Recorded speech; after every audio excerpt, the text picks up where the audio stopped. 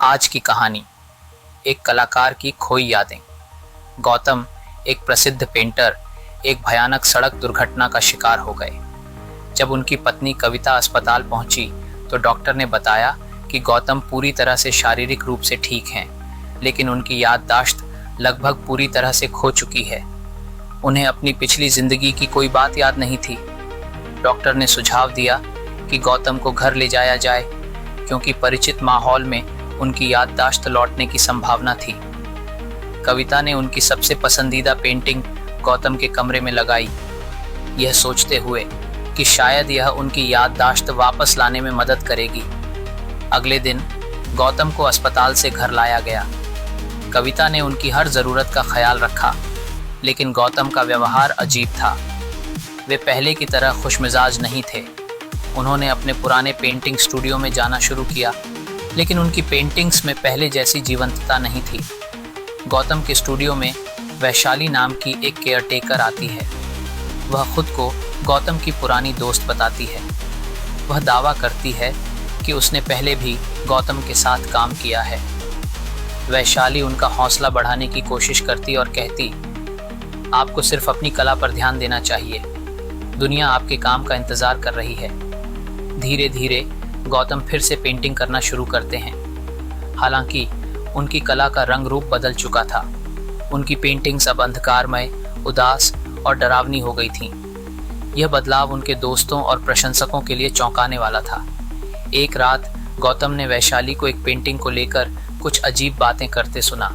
उसने कहा, इस ब्रश में एक खास ताकत है, यह आपके काम को अनोखा बना देगा। गौतम को धीरे धीरे एहसास हुआ कि उनके स्टूडियो में कुछ अजीब हो रहा है। वह अक्सर रात में रहस्यमयी आवाजें सुनते। एक दिन उन्होंने देखा कि उनकी बनाई एक पेंटिंग में गुलाब के फूल अचानक मुरझा गए। यह देख गौतम घबरा गए और वैशाली से इस बारे में पूछा।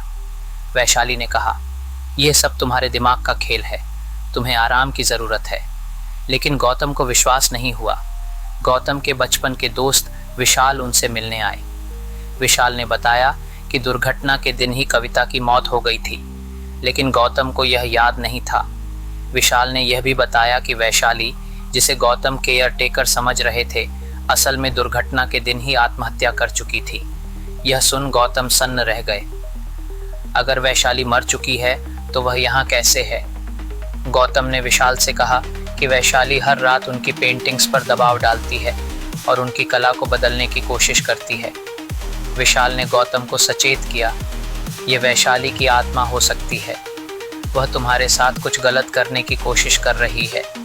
गौतम ने एक रात वैशाली से सामना किया। उन्होंने उससे पूछा, तुम कौन हो और मेरे साथ यह सब क्यों कर रही हो? वैशाली गुस्से में चीख पड़ी, तुमने मेरी कला को ठुकरा दिया था, अब मैं तुम्हारी कला को बर्बाद करूंगी।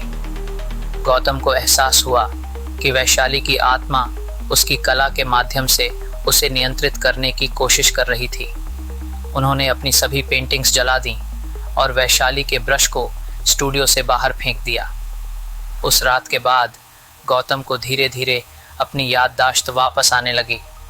उन्होंने अपनी पुरानी शैली में पेंटिंग करना शुरू किया।